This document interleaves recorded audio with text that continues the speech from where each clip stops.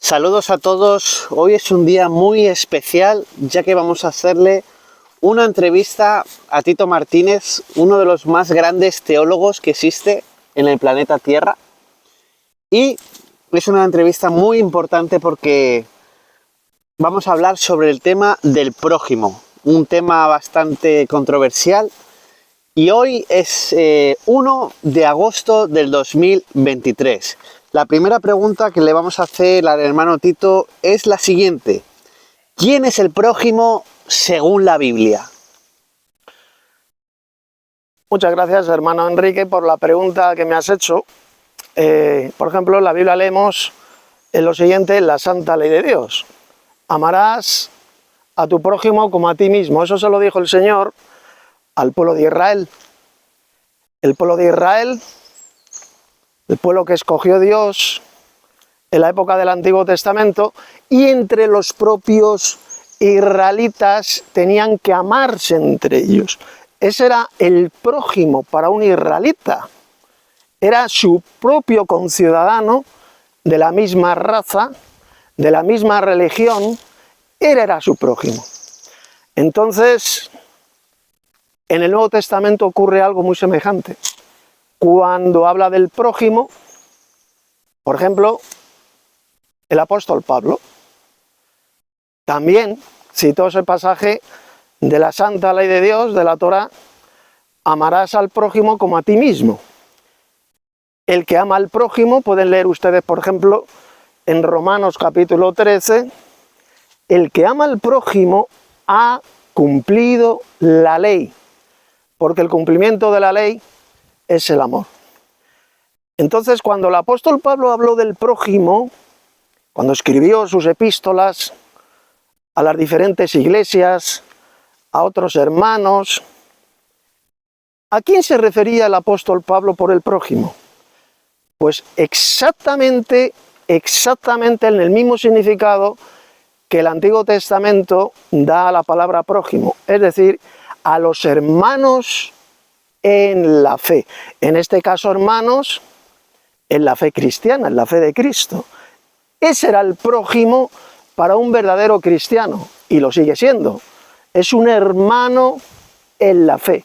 Esa doctrina tan extendida por el mundo, de que el prójimo se refiere a cualquier ser humano, porque eso es lo que se enseña, esa mentira, esa doctrina de demonios es la que se enseña en las iglesias, la Iglesia Católica, las iglesias evangelocas, protestantes, los mal llamados, los falsos testigos de Jehová, la Iglesia Adventista del Séptimo Día. Todas estas iglesias falsas enseñan, escuche bien, que el prójimo es cualquier ser humano. Todo lo va a escuchar usted, católicos, sacerdotes católicos, falsos pastores protestantes, evangelocos, enseñan esa mentira, que el prójimo es cualquier ser humano. Y no, eso es mentira. El prójimo, amigos y amigas, es el hermano en la fe, el hermano en Cristo. Ese es nuestro prójimo, el más cercano a nosotros. ¿Y quién es el más cercano para un verdadero cristiano? ¿Quién es? ¿Es un asesino? ¿Es un ladrón? ¿Es un adúltero? ¿Es un idólatra? ¿Ese es nuestro prójimo? ¿Ese es nuestro próximo? Que eso es lo que significa la palabra prójimo, nuestro próximo. ¿Es semejante a nosotros un asesino psicópata, un ladrón, un idólatra que adora a falsos dioses? ¿Ese es semejante a nosotros? Por supuesto que no. Ese no es nuestro prójimo.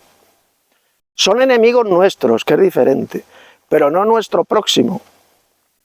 Entonces, cuando el apóstol Pablo dijo, amarás a tu prójimo como a ti mismo, a tu próximo, se estaba refiriendo, repito, a los hermanos en la fe, a los hermanos en Cristo.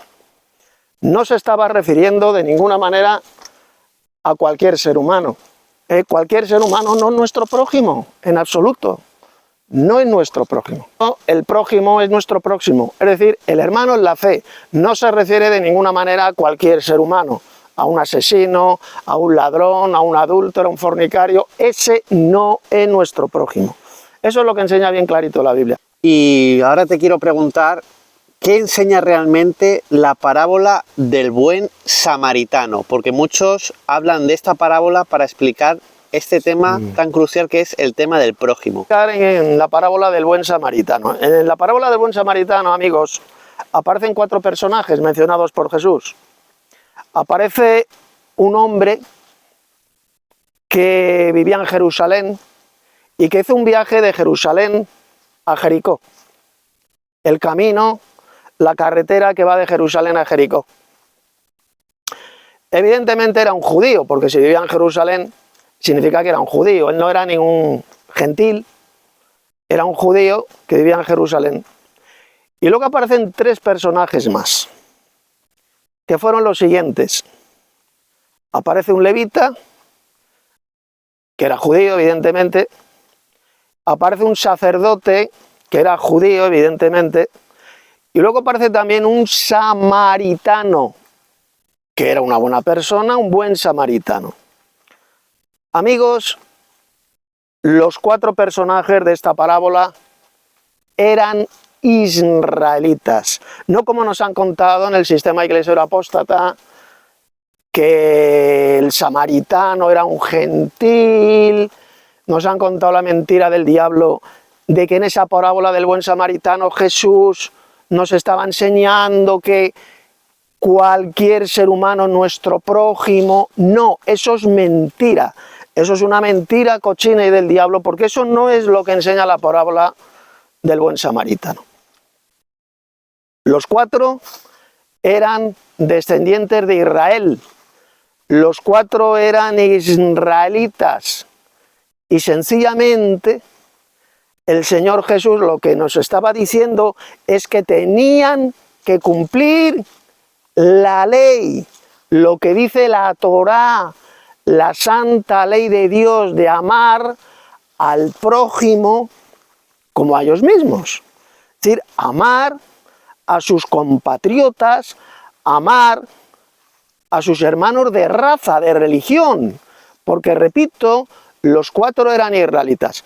¿Por qué sabemos, señores, que esa persona que fue de Jerusalén a Jericó caminando, al cual, como saben, le dieron una paliza, lo dejaron medio muerto?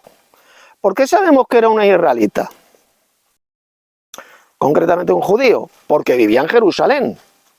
Lo dice bien clarito la parábola. Descendía de Jerusalén a Jericó. Si él viajaba de Jerusalén a Jericó, significa que era un judío, un habitante de Jerusalén. Le asaltaron en ese camino, por lo visto, en el siglo I, en esa época, había asaltantes de caminos, en el camino ese que iba de Jerusalén a Jericó. Bien, pues según cuenta Jesús el Señor en la parábola, pasó, le habían dejado medio muerto, y pasó un sacerdote hebreo, judío, y pasó de largo. Lo vio y no quiso ayudarle. No cumplió lo que dice la ley, lo que dice bien clarito la Torá, de amarás a tu prójimo como a ti mismo. Y pasó de largo. Seguidamente pasó un levita. ¿Quién era un levita? Pues era un sacerdote hebreo, e igualmente pasó de largo. No hizo ni caso al mandamiento de Dios en la Torá, amarás a tu prójimo como a ti mismo, y pasó de largo y se fue. Y seguidamente pasó, fíjese bien, un samaritano. En ese tiempo los samaritanos y los judíos se llevaban muy mal. Se llevaban mal porque los samaritanos, que como vamos a ver ahora eran israelitas también, descendientes de las tribus de Efraín y de Manasés, los samaritanos decían que había que adorar a Dios en un monte, que se encontraba en Samaria, el llamado monte Gerizim. Y los judíos enseñaban que no, que a Dios había que adorarle en Jerusalén, ¿no? Ahí en el templo de Jerusalén. Y por eso es que siempre había rivalidad entre los judíos y los samaritanos. Pues bien, el samaritano vio a este hombre apaleado, medio muerto, lo recogió, lo subió en su mula y le llevó a un hostal a donde le pudieron ayudar, le pudieron curar sus heridas. Él lo pagó todo, este samaritano. Es decir, que tuvo misericordia con este judío, porque recuerde que a quien habían apaleado vivía en Jerusalén, era un judío, descendía de Jerusalén a Jericó, y tuvo misericordia de él. Entonces Jesús, el Señor, les hizo una pregunta. ¿Quién creéis vosotros que actuó como su prójimo de todos estos, de estos tres? Evidentemente quien actuó como prójimo solamente fue uno, y fue el samaritano. Los samaritanos, señores, eran israelitas, eran como la mujer samaritana que cuenta el Evangelio de Juan, capítulo 4, esa mujer samaritana que estuvo conversando con Jesús. Ellos obedecían la Torá, obedecían la ley, eran descendientes de Israel, igual que el buen samaritano. Luego había otros samaritanos que eran gentiles, eran extranjeros, eso sí, eso es verdad. Había algunos que eran extranjeros, pero había otros muchos que todavía conservaban su etnia y pertenecían a las tribus de Israel. Eran auténticos israelitas que vivían en esa tierra y que en la época de Jesús pues todavía existían. Y el buen samaritano era uno de estos israelitas que sencillamente lo que hizo es cumplir la ley de Dios, el único que la cumplió, y sin embargo ni el sacerdote ni el levita cumplieron la ley, la quebrantaron. No quisieron tener misericordia con el prójimo, es decir, con ese pobre hombre, ese judío que había sido apaleado, no quisieron tener misericordia con él y quebrantaron la ley. Y sin embargo, solamente cumplió la ley el buen samaritano, indicando así Jesús en esta parábola el qué. ¿Qué nos estaba enseñando en esa parábola? Pues sencillamente que los judíos quebrantaban la ley de Dios. Los judíos hipócritas, religiosos, quebrantaban la ley de Dios, y sin embargo el que sí cumplió la ley de Dios fue un israelita, un samaritano, que ayudó, que tuvo misericordia con ese judío. En definitiva, en la parábola del buen samaritano, amigos, no se está diciendo por ninguna parte que nuestro prójimo sea cualquier ser humano. Eso es una mentira del diablo. Jesús jamás dijo que nuestro prójimo fuera cualquier ser humano necesitado, no. Nuestro prójimo para los verdaderos cristianos son los hermanos en la fe, los hermanos en Cristo, igual que el prójimo para un israelita, según dice el Antiguo Testamento, la ley era otro israelita, así de sencillo. Entonces, ese es el verdadero prójimo, el próximo para nosotros. Es un hermano en la fe, al cual tenemos que amar como a nosotros mismos. El próximo, que es semejante a nosotros mismos. La doctrina, escuchen bien lo que les voy a decir, la doctrina que nuestro prójimo es cualquier ser humano, es una de las mayores mentiras de Satanás, las mayores doctrinas de demonios de toda la historia de la humanidad. No sé si, hermano Enrique, querrás hacer otra pregunta. Sí, tengo 3 preguntas más. Has hablado de la mujer samaritana, y hay en la conversación que tuvo con el Señor Jesús, ¿hay algún detalle que ella da para que pensemos que ella o todos los samaritanos son judíos y no son gentiles? Muy buena pregunta, Enrique. Efectivamente, si usted se va al Evangelio de Juan, capítulo 4, verá la conversación que tuvieron los dos la mujer samaritana y Jesús. Y giraba todo en torno a un pozo de agua hecho nada más y nada menos que por Jacob, el hijo de Isaac. ¿Y cómo le llamó la mujer samaritana? ¿Qué es lo que dijo? Que nuestro padre Jacob nos dio este pozo. Y no solo eso, mire lo que dijo la mujer samaritana también. Dijo, nosotros sabemos que ha de venir el Mesías. Y es cuando Jesús le dijo a la mujer samaritana, yo soy ese Mesías, yo soy el que habla contigo. ¿Qué significa? Que ahí lo tenemos. Los samaritanos eran israelitas. Guardaban la ley de Dios, la Torá, y esperaban la venida del Mesías de Israel. Prueba absoluta e irrefutable de que los samaritanos, que por cierto hoy en día esta etnia sigue existiendo en Israel. En el Israel moderno hay una comunidad que se llama la comunidad samaritana y que, repito, son israelitas, descendientes de Abraham, de Isaac y de Jacob. No sé si tendrás alguna pregunta más, hermano. Sí, tengo una pregunta más. Entonces, si no hay ningún ejemplo en la Biblia donde un samaritano sea un gentil de aquella época, como por ejemplo las naciones de aquel momento como Grecia, Roma, etcétera. Si no hay ningún ejemplo, muchos pueden argumentar que esas personas, los cristianos, ¿no? Tienen que amar a su prójimo, es decir, a otra persona que tenga su misma fe, pero entonces a los demás ya hay que tratarles mal. ¿Cómo hay que tratar realmente a una persona que no es tu prójimo? ¿Hay que tratarle mal, con indiferencia, bien? ¿Cómo sería ese trato a la otra persona? Bueno, la pregunta que has hecho, hermano Enrique, es muy buena. Es muy buena porque mire lo que hicieron los sacerdotes, los escribas de la ley, falsificaron la ley de Dios diciendo lo siguiente. Amarás a tu prójimo y odiarás a tu enemigo. Esto que acabo de decir, ustedes no lo van a encontrar jamás en la ley. En la ley de Dios, jamás van a encontrar esa expresión de que Dios dijera a Israel, amarás a tu prójimo y odiarás a tu enemigo. Eso jamás lo dijo Dios.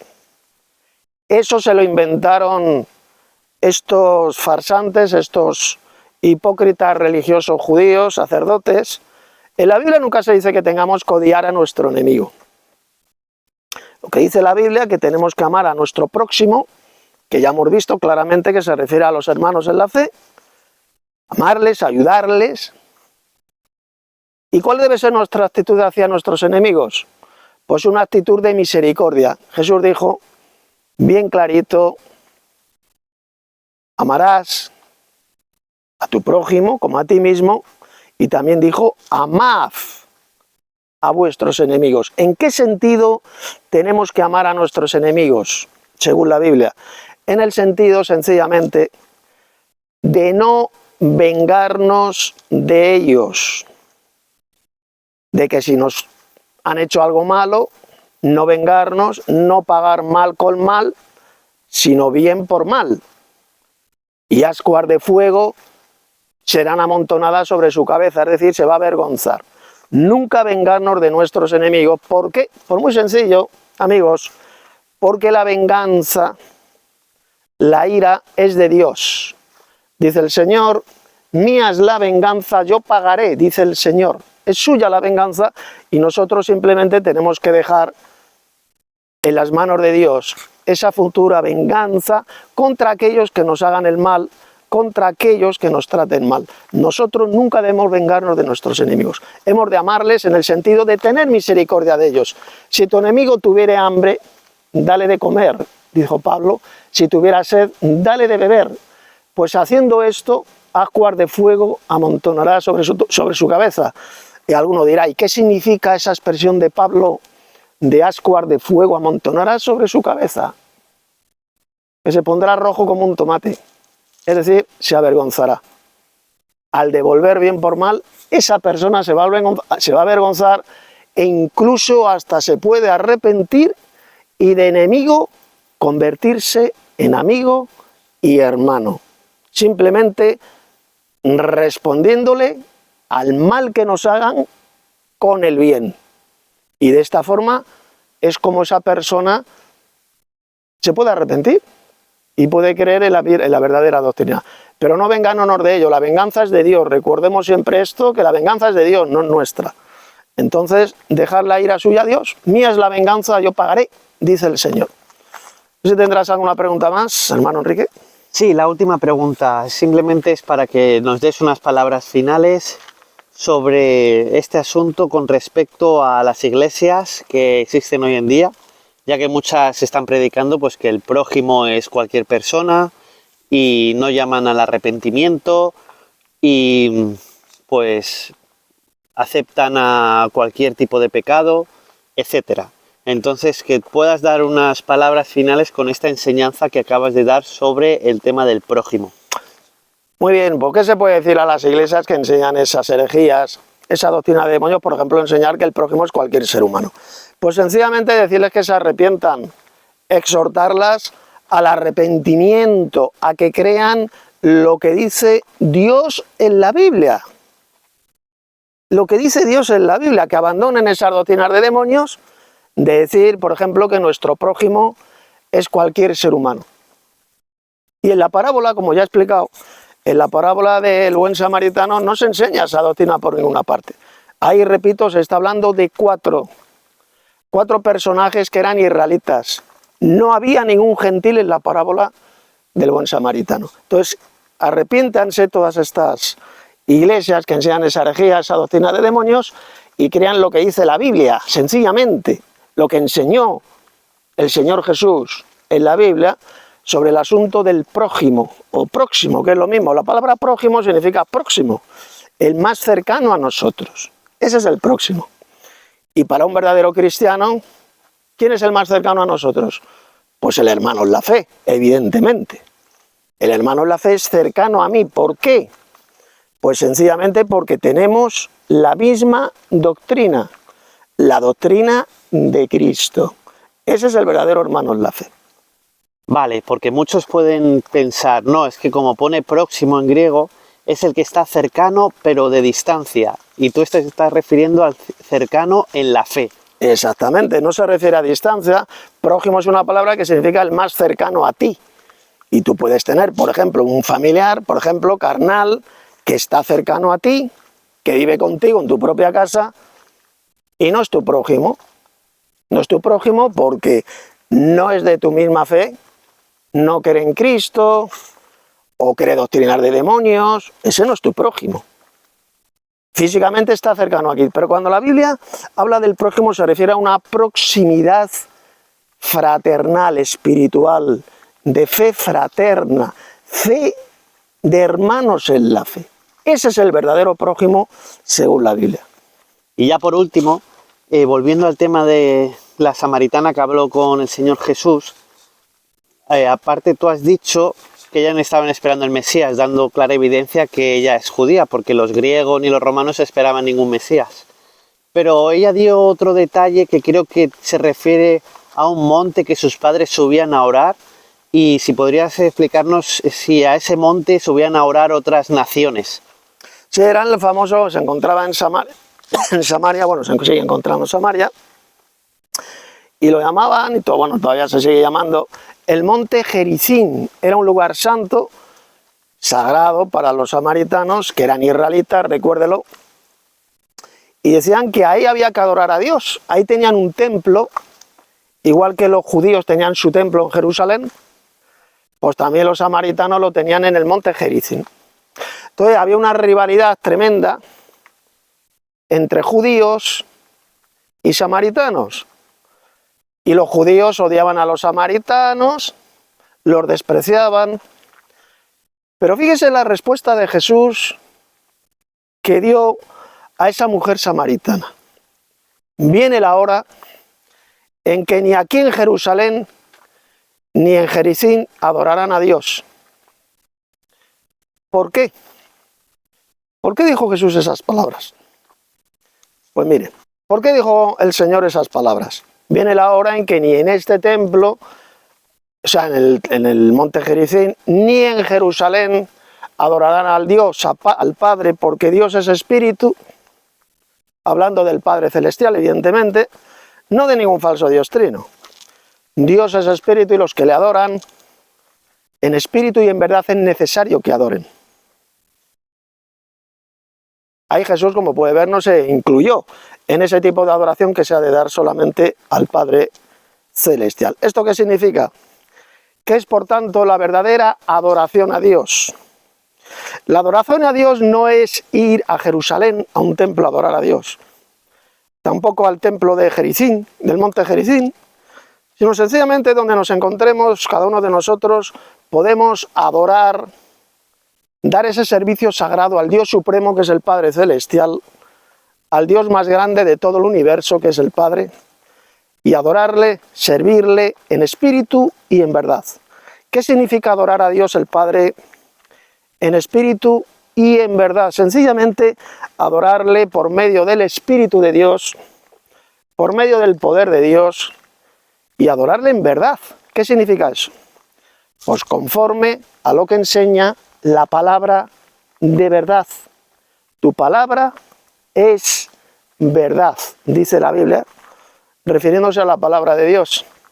Es decir, adorar a Dios tal como enseñan las Sagradas Escrituras, tal como enseña la Biblia, no como nos enseñan en las iglesias, de que adorar a Dios es estar levantando así las manos y diciendo constantemente aleluya, gloria a Dios, en alguna iglesia evangeloca, o en la iglesia católica, que es la iglesia de Satanás en la tierra, esta gran ramera. No, eso no es adorar a Dios.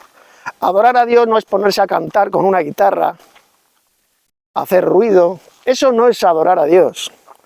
Adorar a Dios es darle el servicio sagrado, supremo, que le corresponde solamente al Padre Celestial, el Dios supremo. Ese servicio sagrado que solamente hemos de darle a Él y a nadie más. Ni siquiera el Señor Jesucristo recibe ese tipo de adoración suprema que se ha de dar al Padre Celestial. Esta adoración solamente se da al Dios Padre y a nadie más. Y aquellos, escuche bien lo que le voy a decir, aquellos que adoran, dan este tipo de adoración a alguien más, que no sea únicamente el Padre Celestial, sencillamente están practicando la idolatría. Aquellos que adoran a un falso Dios trino, que es una especie de monstruo con 3 cabezas, o adoran a Jesucristo, o adoran al Espíritu Santo, están practicando la más asquerosa y nauseabunda idolatría. Y el libro del Apocalipsis dice bien claro cuál va a ser el destino de todos los idólatras, que va a ser el lago de fuego y azufre, donde serán atormentados con fuego y azufre hasta que sean totalmente destruidos en cuerpo y alma. Ese va a ser el destino de todos los idólatras, de los que no adoran únicamente al Padre Celestial, que es el Dios Supremo. ¿No tendrás alguna pregunta? No, ya está. Solo darte las gracias por esta maravillosa entrevista y nada, que nos puedas decir las palabras finales, la despedida de los primeros cristianos. Pues la despedida de los primeros cristianos no era el famoso Dios te bendiga, mano, Dios te bendiga y todo, como hacen en las iglesias apóstatas y falsas, no. Y era el saludo que Pablo utilizó tantas veces en sus epístolas, que la gracia y la paz de Dios nuestro Padre. Fíjese que no dice del Dios Trino, que es Padre, Hijo y Espíritu Santo. De Dios nuestro Padre y del Señor Jesucristo. De dos. El Dios Padre y el Señor Jesucristo sea con todos vosotros. Que la gracia y la paz. ¿Por qué gracia y paz? Y ya con esto termino. Porque la salvación es por la gracia de Dios. Por gracia sois salvos. ¿Y por qué dice paz? La gracia y la paz. Porque la paz es el resultado de la gracia y de la misericordia de Dios. Es el tener paz con Dios. Justificados pues por la fe, tenemos paz para con Dios, el Padre Celestial. Y tener paz con Dios es lo que hará que seamos salvos, que estemos reconciliados con el Dios Padre y al final alcanzaremos la gloriosa vida eterna en el maravilloso reino de Dios que Él nos ha prometido.